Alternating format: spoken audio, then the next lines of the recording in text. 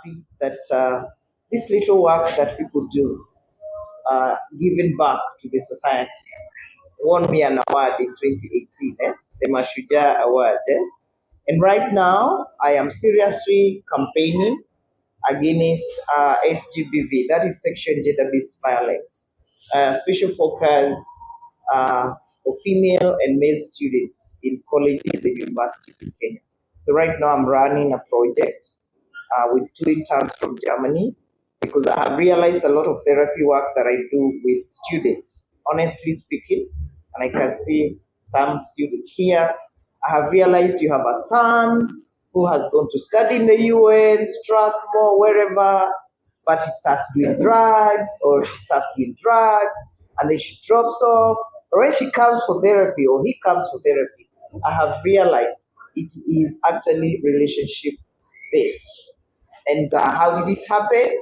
Maybe things happened without consent, or somebody took advantage of you, and that's not the way you wanted things to go. So a lot happens. So it's very difficult for a student to tell parents, unajua nini, nilichezwa mahali ama nilichezewa, and this is the way it has affected me, fractured me, and especially for the Christians, it's a bit difficult to actually know. So I'm currently doing that, and I'm trusting something good will come out of it. So when you see that picture, despite the music outside, what comes to your mind? Can you see that picture? Yes? Prison, imprisonment of the mind. Yes? Venue. Let's hear my sister.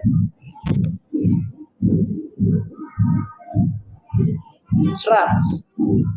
Someone is trapped. By the way, that is what trauma does. If it is not processed, if it is not healed, it will trap you. And most people are not aware that they have been trapped by trauma, including some of us. As I tell you, I'm a survivor of trauma. I think I lived for many years with very many traumas. And the way I used to behave, I used to think it was normal. Yeah, that's me. I will tell you, that's me. I cry easily. That's me. Nalia haraka. Ni mimi. Niko na huruma mingi. But I'm the person who was sick, being trapped. So whenever we think about trauma, and I'm talking about trauma not in your context as medics, trauma that is psychological. It's any event that may involve you witnessing actual death, serious assault, like the way you find people wanakatana na mapanga, machete, injury, murder, robbery with violence, abuse, or personally experiencing serious physical injury, even as a person, assault, rape, sexual abuse, being held as a hostage, or a threat to physical or psychological integrity. We have seen that. We have seen even in our career development, on academic corridors, a lot of stuff happening. Personally, I think I went through trauma doing my PhD because I took 10 years in total. 6 years in one university, I never got it, so I had to go start afresh in another one. I remember I would really avoid seeing the gate of that university. I have seen students take their own lives, right? That have been in the university for 6, 10 years because trauma is that serious. It also takes you somewhere, as you're gonna see, to a level you're like, I can't take it. Abuse, betrayal. Have you had people who are caught of money? A lot of money, and you're like, I can't imagine, I can't take it, and maybe it was a loan, right? And so when you talk about psychological integrity, it's good to think broader and in different contexts. So we also have developmental trauma, and I guess for me that's what I had. That from the age of 8, stuff happens in the family, and then everything built up. And I could do trauma bonding relationships, whether it is in school. I don't want my friends to leave me, but they are treating me badly, right? And even later, I go to university, I finish, I am not even aware of it. You get into relationships, you're the only one giving, but you're not aware. You're not receiving, just giving and giving. Until one day, somebody does the inevitable, and you're like, really? And so you wake up, but now you wake up and you go to a very deep state of depression. So when you think about developmental trauma, you're thinking about children. I was very happy when he was talking about people from Kibra, Mathari, wherever. This is what I like to let them know, because they cannot avoid being traumatized, especially with all the childhood abuses that we can think of. What we call ACs, that adverse child effects, they are the worst. Like you suffered as a child, nothing happened in between. So the in between is forgotten. The in between is not addressed. But now you become an adult and you are actually a very big mess, not only to yourself, but even to other people around you. But you have no idea, they also have no idea. Every time you hear an adult can take such a gadget and throw it at someone, and they are not under the influence of drugs or any substances or abuse, as Steve's gonna tell us, there's something else in them. Could it be they have unresolved trauma?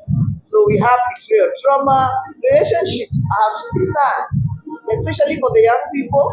That's why you hear someone is throwing themselves off a building, or they go with knives, or they have guns, they kill, because trauma places people in a space that, for some, automatically become suicidal. Of course, rejection is the other one, and rejection is all over. Rejection, you can begin by rejecting yourself. Like when I have many clients, I tell them to do a very simple exercise called personal shields, if you're aware of that. And one of the things I ask them to write is the achievements they have had in life. And somebody just writes one thing. Maybe he's a very brilliant student in campus, or as someone or a mother who has been able to bring up very many kids, but she just indicates there being alive. Yeah, and actually that is by the grace of God. Yeah, but you find as we start discussing or doing their intake, I find they have achieved so much, but because they have also rejected themselves, they don't like who they are, so they have a list of the negatives, and automatically you are placing that person on the depression point. So of course we are also having poverty. I think when I talked about my developmental, you can imagine your father gets sick, mental illness, and he's removed from the family, and then you have to move from where you had everything, lighting, water, to a slum. Yeah, and the slum is dark, there's no nothing, and again, many things followed. My sisters who are bright, some brighter than me, they become teenage mothers. Your mother, you can see her going down and down with stuff. And so other things follow, you know? So poverty in itself, I am one person that I say, well, I cannot be Mother Teresa, but I'm a very serious advocate against anything that can make somebody poor, anything. And so even the Teen Moms project I run, I have my sisters at the back of my mind. The SGPB championship that I'm doing right now, I have them in mind. I have my mom also in mind. I have many women in the country that are suffering. I have very many female and male students that are also suffering. Because when you talk about poverty, you can land anywhere to ensure that you have a meal, you have clothing, and maybe you have a shelter. The cybercrime and bullying, isn't this really gone up? It's gone up. And in fact, I ask myself, now that we are talking about data protection, we do very good data protection, maybe in our health records, what have you. You can imagine now who is protecting you on Google. Who is? And in China, by the way, they don't have Google. I remember when I visited China 2017, I was like, nataka kugugu kitu. And I'm like, wapi, haiko? But the gadgets we buy from them have Google apps in them. Anyway, when we think about trauma, it's good to know that it affects our cognitive or emotional, physical, behavioral, and of course, it goes to our relationships. And we can think about you as a person, immediate family members, significant others, maybe school, the classmates, what have you, or cohorts, and then the community around you. So you can imagine the trauma that is in Africa. If you visit South Africa today, despite looking at it as probably the leading highly developed country in Africa, there's a lot of trauma in South Africa, that is multi-generational since they went through the apartheid. And you find there people just pack very fast. Even a friend can turn against you immediately on second. The killing there, the shooting is beating up a lecturer, a teacher. In fact, a friend I was preparing yesterday, she's going there to start lecturing. I was telling her, can you be prepared, especially with your small size? Just know how you're going to survive there. Personally, I think I survived two abductions in South Africa. And you hear stories, but nobody understands how are these people behaving the way they are. If you go to Kibra, of course, you not find the same behavior with the people who are living at Kileleshwa, right? But who understands that is actually a community trauma with many other traumas around them. So every time we think about trauma therapy, I always say you don't have to be a very big expert. There is this man called Bensel Koch. This man has tried to simplify, and I think if you're here and you're a medic, I know you'll be doing a better job. If you read his materials or you watch his videos, you will realize that we can easily take ourselves out of traumatic incidences immediately they happen. The only worry is that how many people are going to have this information getting to them? How many people can we reach so that they can always, because trauma, you cannot say you will not have trauma tomorrow. I can get out of here and then there's an accident, my car is hit by another car, or hit another car. I can have that, like I have been attacked twice by thugs. And I think those are the ones who awakened all the traumas in my life. Because the first time I was like, is this a gun pointing at me? Then I'm like, where did I used to see this? And I'm thinking it's Chuck Norris movie. But then it's not. It's like if this guy just pulls the trigger, I am gone. And that was the first time I can tell you I felt the things I teach today, they were real. Because I swallowed something, imagine, and there was nothing. Can you imagine you're swallowing something? And I can tell because we say in narrative exposure therapy, you talk, you say what happened. So I said I swallowed something, and it's like the yolk of an egg, and it went down and settled in my lower abdomen. And from that time, I think I saw a doctor after another. Yes, 40 minutes.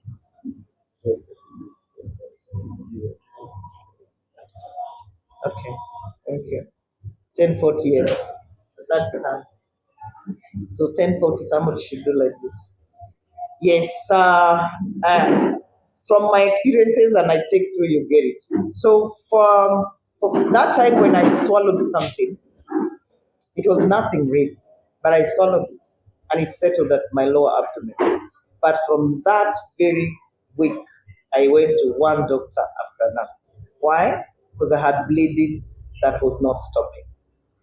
Until one day the doctor said, I've given you hormonal therapy just to balance your hormones and nothing is working. Are you being beaten at? I said, no, I have no marks, as you can see, doctor. Until he asked me, nothing else that is stressing you? You've not gone through a very stressful experience. I said, apart from some young boys somewhere, but they're the ones who threatened me with a gun. It's when he said, now you don't even need medication, you need a psychologist. And that is how my trauma left. The impact of trauma in my own body left that way. So I may not define all this because we know what stress is. I also would like to say whenever we get traumatized, we have stress in it, we have anxiety in it, we feel we are in a state of crisis when we are traumatized. We also experience burnout. And now this one is crazy for all of us who are helpers. Anyone who is helping another human being, you can have vicarious PTSD. And if you have vicarious PTSD, you and another person who has trauma, and they have not worked through it, you get tired, you get exhausted. I've been trying to forget this thing, it's not going. I've been trying to fight this, it's not going. And so you burn out. And I am not surprised that the World Health Organization in May 2019 declared burnout a serious medical condition and also a mental health concern. And that is why maybe you're having the workspaces trying so much to ensure that any worker in this planet is taken care of. So, how do you know you have been traumatized? If you go through an experience that you have never encountered before, and you are rendered helpless, hopeless, and you respond in horror, you may not read all these points, I want to make it very fast. You respond in horror, and it's like you fear for your own life. Just know that is a very powerful entry of trauma. Like now, the gunpoint, I feared I might die. And so immediately my body could not take it. Thank God I never fainted. In fact, we always say, whatever you go through, if you can try as much as possible not to faint, then you're better off than somebody who faints, who passes out. Because it becomes a little bit difficult to piece up the memory. Because with trauma, if you're able to piece up the memory, however ugly it is, it helps you to bounce back. So I will probably also uh, just rush through and talk about the traumatization process. So in stage one, our brain, by the way, our brain is everything. We know our brain, when we are traumatized, does not behave the same way, but it is able to perceive any threat, whether real or imagined. So the information is filtered through the limbic system, the amygdala. We are able to instinctively react. And I think the reaction of stress is either you fight it, you take a flight, or you freeze. But in trauma, we add even more. We talk about you fainting. So if you don't freeze, freezing, you can still be standing and you're like, is it happening? At least you're better off. But when you faint, you have spaced out. This is too much for me to face. So I would rather, and we have many cases, especially children who are sexually violated, they come out and pass out in our sector. And you wait. Or a daughter who has watched their mother being raped, their father being killed. When they try to reach out to that memory, they just faint. But now finished is another one I am. We have seen people who have been severely traumatized die. They can't take it. They drop dead. So stage two, when a threat is perceived, the amygdala alerts the hypothalamus to release the stress hormones. Cortisol and adrenaline hormones are very destructive if they're actually not controlled. And you find now the sympathetic nervous system will also take you to fight, flight, or freeze mode. And stage three now is the reaction. And the reaction is characterized by fear, frustration, and heartache. Unaona mtu anasema, whatever happens, I'm feeling pain here. And this influencing your mind, you find someone who was thinking clearly, they are no longer thinking clearly. Someone who was performing well in their duties, if it's in school, they are no longer doing that. And we are having very many children right now in schools, especially boarding schools, who have been sexually violated. And the number has gone up after COVID-19. It's gone up. And I pray the church will also not keep hiding and not talking about it. I'm sure as you're seated here, you're aware of LGBTQ plus people, right? You're aware. But I want to tell you, for our kids, I think it's very unfair. If anybody recruits them when they are shaping their identity, they don't know. I remember when I was in high school, we could work with our classmates holding hands. Today, when you see two girls or two boys holding hands, what's going on? You start thinking. But we are also making them to become very mechanical because they are not experiencing relationships as they ought to. And so I'm on a very serious campaign to educate teachers, because anytime you find the one you're calling is a member of LGBTQ and you find they have done self-harming, that's a very clear sign of deep trauma. And I have realized with our high schoolers, it is actually over 60% of them. If you ever find your child is doing self-harming, there is some sexual violence of some form for both boys and girls. Whether somebody exposed their genitalia when they were not ready to view such kind of organs at their age, They come later and they are damaged. And there is learned helplessness or learned helplessness for anyone who has been sexually violated as a child.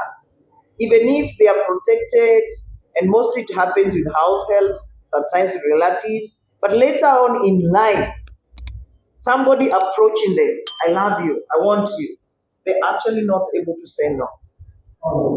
But when the reality hits them, they are like, I am useless, I am nothing. So they resort to self-harm. So it's important that as a church, we're going to wake up and talk to our children. In fact, most of those children are asked, has anyone talked to you about sex and sexuality? Nothing. And then stage 4, for prior trauma, that is unresolved childhood trauma, the parasympathetic nervous system is automatically activated, resulting in numbing or dissociating. Now you can see what I'm talking about. You have an adult who cannot even, with a trigger, move. Yesterday, I'm happy because one of the many people that we share with have told you I do e-therapy. But yesterday, a mother had to bring a daughter she has flown in from the US. Why? For her, it's nothing else but what we call trauma bonding. And it's the father who brought it in by his way of parenting. But then later on, she lands into the hands of abuser, one after another. And she's not aware. She's a beautiful soul, beautiful person.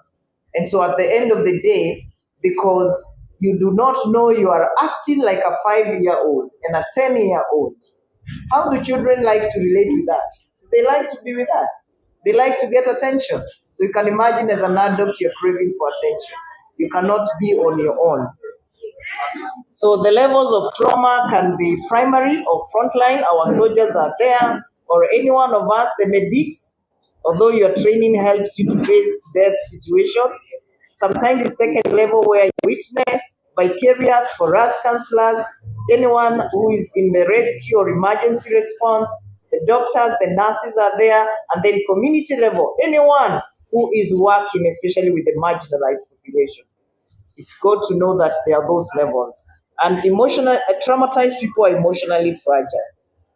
And so you may find they are adults, but they are crying. You may find there are people who may think they are professionals, but they are broken emotionally.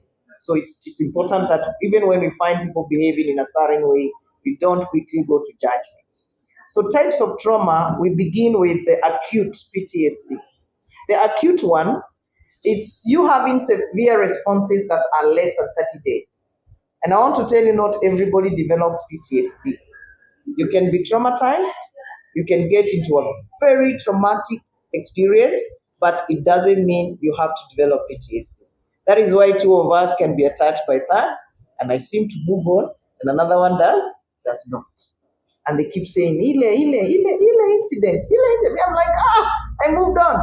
Because maybe within the 30 days, one was able to process in whatever ways. Maybe it was the way they perceived it, but you perceived it differently. But after 30 days, if you still have the signs and symptoms of trauma, then we say you have PTSD. And that is where you may need help. If you find these signs and symptoms don't go away, and they are mainly for groups, or they are grouped into 4. Avoidance, you don't hear about it, you don't visit. If it's a person, you don't see them. You can imagine how many of us are traumatized. Hyperarousal, anytime there is a trigger relating to that incident, you appear like you're so stressed immediately, you're sweating, you lack breath, you have panic attack, highly stressed. Hypervigilance is also the word that will accompany hyperarousal. That even when someone is walking, they're ever checking who is behind them. Or if I'm talking with you, I'm busy asking, what is this person thinking about me? Are they planning to have me? And people who are always on the alert mode. Then number 3 is the re-experience. You want to forget this, you can't. So maybe you're seated somewhere enjoying your peace, and a picture comes. Or you are deep in your sleep, and these nightmares come related to that traumatic incident. And for children, they cannot put that into form. Or you realize that when someone is talking, you're picking their words. They don't actually, for them they're very normal and they're very natural. But any word they say, you're saying they're talking about me. That is my incident. You can imagine now the picture I showed you earlier. Isn't that person in some form of prison? They are. Because you're never happy, you are never at peace. Then we have participatory. You think all the people in community industry area are happy if you kid someone, especially if it's under the influence of drugs? I am a frequent visitor to Rwanda and I can tell you I have to visit their main prisons. I try to help children in Boston institutions in committee. And you find somebody telling you, when I nurtured that person, and I was just, they also get traumatized. So participatory trauma or perpetrator initiated trauma is also there. Then developmental, I mentioned, you're moving, baby child, or sometimes like in Kenya, we have had developmental post-election what? Violence trauma. Thank God we have not had it before and we are refusing to get into that space. Then intergenerational, maybe our families here. If you come from a family where your parents went through something, they tell it to you, you tell it to your children, moving on. Like now in South Africa, that's the story. In Kenya, we are trying to fight a lot, especially on the ethnic tribalism. We are trying, and I believe you are the generation. I see a couple of you here who are really going to help us. When I was growing up, there was that talk of Mukamba, Mukikuyu, Mwizi, such kind of things. And there's a way it damages somebody's way of thinking. Causes of trauma can be natural, like the floods, famine, earthquake, we have seen this. Strong winds, the hurricanes. Man-made can be wars, accidents, abuse of any form. Psychosocial, divorce, violence, separation, especially for children, yeah, and especially any violence that is so intrusive, then loss and grief. So that's why I have special interest in trauma because I have realized small things people assume. There's a time I sold my fridge, the first one I bought, the Sanyo, because I needed to pay for my nephew's school fees. I used to wake up in the middle of the night. See the way the fridge sounds. So I am like, I'm sure that person felt it was unfair for them to buy my fridge at that cost. They have brought it back. So I would wake up, I go where it's not there, right? Sometimes relationships break up. Someone is gone, but you're experiencing those nice moments that it hits you that they are no longer there, and you're very sad. So, and for me, I say if you're supporting people in psychosocial situations, I guess that's what we go through. We were just discussing right here with Steve, the people we are trying to help. And I'm happy with the rehabilitation center you're having because it is all inclusive and holistic. I'll bring somebody there any day, anytime, because I see what's happening. The childhood abuse. If any one of us has ever gone through any form of childhood abuse, whether it's emotional, at home, in school, some of us escape home, but we get it in school, right? You have a very good home environment, family environment, but you go to school, the teachers are on your case, or rather the other students are on your case, physical or sexual. So response to trauma can be individual perception. Something happens to you and you conclude, this one wanted to kill me. And so you live on the alert mode of being killed. Something happens to you and you say, for example, if it's rape, I'm that, there's no way I'll ever be loved by anyone. And so your perception of that trauma matters a lot. Sometimes it's a proximity. You're near someone who is being hurt to death. You can never be like someone who heard about it or is reading about it. Then we have the intensity. The intensity of it is like I can beat you, I can slap you. That is different from having you go to the ground and I am actually stepping on you, right? And this is something I'm going to schools telling teachers, if you have to discipline any student, that is not the way. You are now traumatizing them. And you might build another thing like you get a very good student passing their KCSE because they can actually have that trauma repressed, but then it surfaces in the medical school. What happens? We don't know the person we are creating. Sometimes it's the duration. If you have been traumatized today, another day, sometimes it's your personality. The sanguines heal faster. The ones who make fun of situations, by the way, but the melancholics and the phlegmatics, they have a hard time. The cholerics can say, it happened to me, it happens to other people, I'm moving on. They are goal-oriented and quite aggressive. So I'll share these slides with whoever can share with you. And sometimes the health status, the family history. When I talk about the health status, I think I want to talk about, for medics who are here, there are certain diseases or illnesses that affect our mind. So you can imagine that that person is traumatized. If it's mental health, you have mental health history in the family, and then someone is traumatized. So that is not going to be the same. The effects could be emotional damage.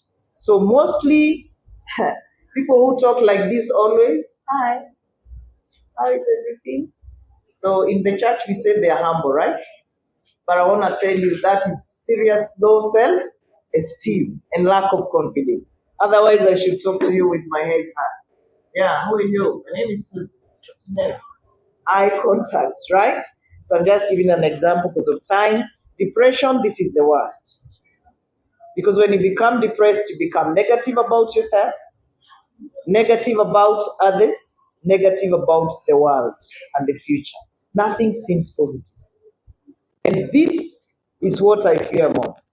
That someone was traumatized, they were never processed, the trauma was never processed, they never recovered, and now they sunk into depression. This was my father. I don't hide about my father's story. We go and Google Dr. Susan Gitao. I give my story of my father. And when I look at my father and I look at the family, I have done that family mapping or family tree analysis.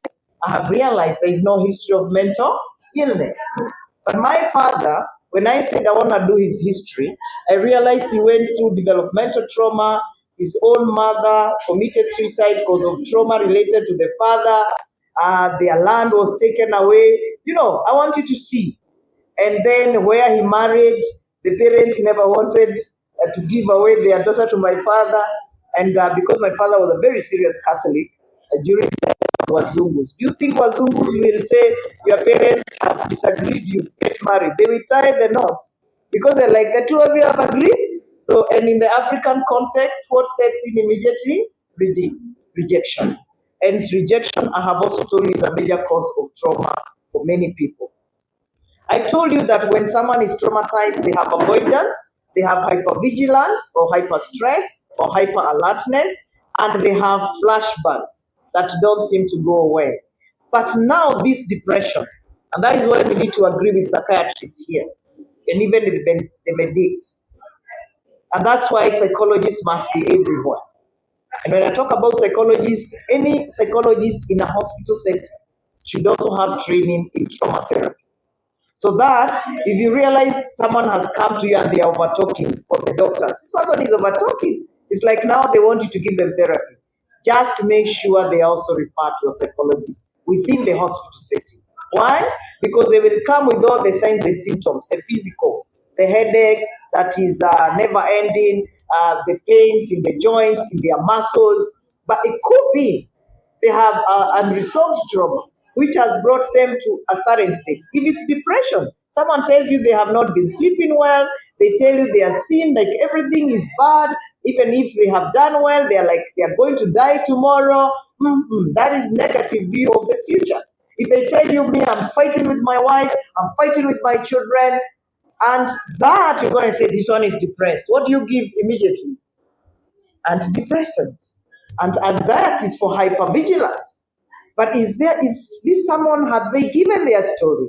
So if we can combine all of us, because if the symptoms are severe, I need to sleep. If I haven't slept for 2 weeks, definitely the situation will be worse. But can I also be given someone who can give me 40 minutes plus so that we sit down and I share about me? And some don't know. So it will require a specialist to sit down with them and get it. And I can tell you in my therapy, there is no one that I start working with before they fill in a trauma therapy sheet.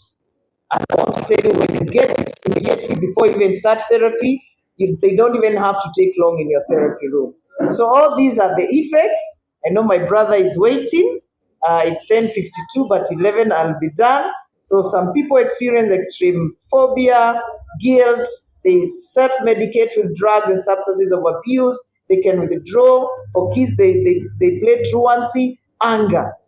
Anger is one thing. Let me tell you, you don't just get angry. What is it that is making you angry? Today, tomorrow. That if I want to talk to you, I have to talk with a lot of force. If you don't listen to me, I have to pick something and hurl it at you. What is that? If it is the students that I like you, if I like you, must I handle you with a lot of force? Yeah? Or I see you with somebody say, no, you're not going to talk to that person. Some people are still children with insecure attachment. And of course, suicidal ideation. I talked about body mutilation or self-harm, criminal activities. And lastly, there, I want to talk about trauma bonding. Trauma bonding is become a serious issue. That you grew up with a lot of rejection, you grew up with a lot of trauma, but now the person who seems to sympathize with you, you confuse it with love. And they come also, imagine if you are a trauma survivor, you are likely to attract narcissists because you have this emptiness and they come, the first thing they do with you is love bombing. They take you to the cinema, they treat you so well, they say, baby, you're so beautiful. Yeah, if it's a guy, oh, Steve, let me tell you, you're the most handsome guy I've ever come across. And you're like, you have never even liked yourself. So you're going to fall for that. But later on, when you're right in their space, they start abusing you. And you will only know it if they seriously harm you. That is when you start seeking help. We would love our children as early as those ones. God willing, that parents should know. If you can protect your child up to the age of 14, 15, 16, and they have not gone through any traumatic incidences, later on, even if they do, they have some resilience. I said I want to test that with my own son, and I have seen it. And I have seen it that can I try any traumas I went through that I can control? Can I see my son not experiencing that? And now I see the product. And when everybody was saying, you're taking the only child to the UK, are you not going to miss? He's going to survive. He went, survived the 2 years, finished his program and back. And not that he didn't face stuff there. When I went there, I stayed for him for 1 month. I said, son, I think I agree with you. Home is better than here. And of course, we came back with him. But he survived, was able to finish the program. Resilience. How many of our children are resilient? That they go to school, they are body shamed. Yeah, you're told, oh, you have a very big forehead, you're a girl, you are a hippie, but you have a very ugly face. Then they are lured into groups that end up damaging them the more. How can we help our children? To just accept themselves, it has to be with you as a parent. So I'm also speaking to you as future parents. So that your children will never do trauma bonding. That these murders we hear in our homes. Somebody is waiting until the last panga. They are waiting until the last bullet. So why do we have to do trauma therapy? I may not say everything, but I want to simplify this. Which berry would you like? Of the three, which one would you like? The red, eh? Why the red? It looks nice. What are the reason? It's like you already seen it, taste it, sweet, eh? But you must strive. With the trauma, when I talk about striving, you must tell yourself, I must pull through. It's usually sometimes a very ugly process, especially for some people that we say we have to do the narrative exposure therapy. But I have also realized Africans don't like to talk about the ugly side of their lives. And I thank God because I got an opportunity to train in mindfulness and mindful self-compassion. If you can Google neuroplasticity. The same way, this brain of ours, that was the first, I think, organ that God gave us. That's why mtoto akizaliwa, the biggest part of their body is what? Is the head, because it houses the engine that gives instructions of everything. And you can also do that. Sometimes you don't need anyone by your side, but you have to strive and face all the demons that you could have gone through in form of trauma. When you pull through, now, like for me, I talk a lot about my childhood traumas. Not all my siblings do. Why? Because the journey I have walked, they have not walked. But as we walk together, I find them talking about it. And yet it is something someone could have assumed. You find, oh, you have been given five children, only one child seems to be making it in life. What about the other children and they have been given opportunities? What is happening? Could it be they are stuck in trauma? So the striving is good. The depressing moment is great. By the way, if we are true believers, even in the world of God, it is at the lowest point of Jesus Christ that our salvation came from. Even in our own lives, I want to encourage you, and I want you to encourage another person. Don't run away from that deep bottom end feeling. Let it come. Allow it. If it is a flashback, a memory that comes back, allow it. Don't run away. Allow that deep end so that you can get to that level of acceptance. I was raped, you accept. I was betrayed, you accept. And you accept everything that comes with what happened to you.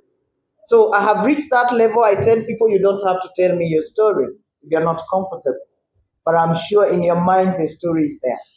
I am sure in your mind, in your memory, it is stored somewhere. Just recall it in my presence, in my safe space. Don't have to talk about it. Because maybe when you talk about it again, maybe I take you back once, maybe you shared with somebody and they betrayed you. And I have found this working very well, especially with people who went through childhood trauma. This is a practice that I am selling today wherever I do my talks and wherever I'm doing my therapy. When you talk about trauma, is it unique to some people and not to others? No. It will happen to an American, it will happen to you in Africa, even the Indians. So it is common humanity to suffer. So don't stand there and say, I'm the only one who suffers a lot. I'm the only one who experiences it. Just becoming aware there could be somebody else who has gone through the same trauma makes you feel you belong. What about connected? When you find there is common humanity, we are connected. And then you ask yourself, will I stay here? It was unkind, yes. It was unfair, but I must love me. I must love myself. So self kindness is great, and that brings the aspect of love, the greatest commandment for all of us, even in the Christian circles. Mindfulness. By the way, this is where the secret lies. So I want to do something with you right now. Can you sit upright? I'm winding up. You can sit upright. Make sure you sit upright, not stand. Sit with your hands on your laps. Don't cross your legs. Thank you. Thank you. That's it. So when I ring this bell, I want to do a very simple exercise with you and experience it. Okay? So when I ring it, just try to breathe in using your nostril. You can put your hand back on the next seat. We are safe. Hata naangalia vizuri sana. So you breathe in, you hold a little bit of it, and then out through the mouth. Yeah, let's go. If you can close your eyes, if you're comfortable, you can't, it's okay. Let's go. Breathe in, hold, out. You cannot close your eyes, but it's a challenge. But if you can, just experience it. Okay? Breathe in, hold, out through the mouth. Make it repeat, okay? Breathe in again, hold the breath, release.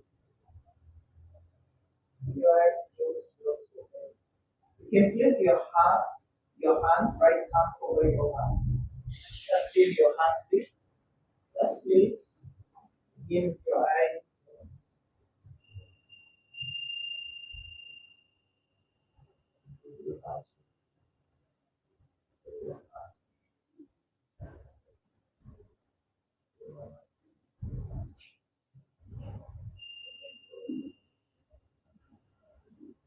I want you to think about yourself. That's it. But please do not think about a black door. Think about yourself right now, especially how far you have come in your life. and kindly avoid thinking about the black drop. Don't think about the black drop.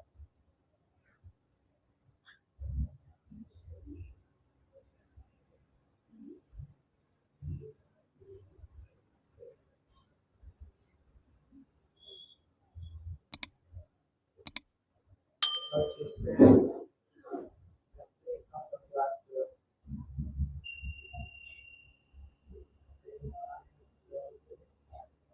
the eye, come back to you. How many thoughts are about the black drop? You just cross your mind.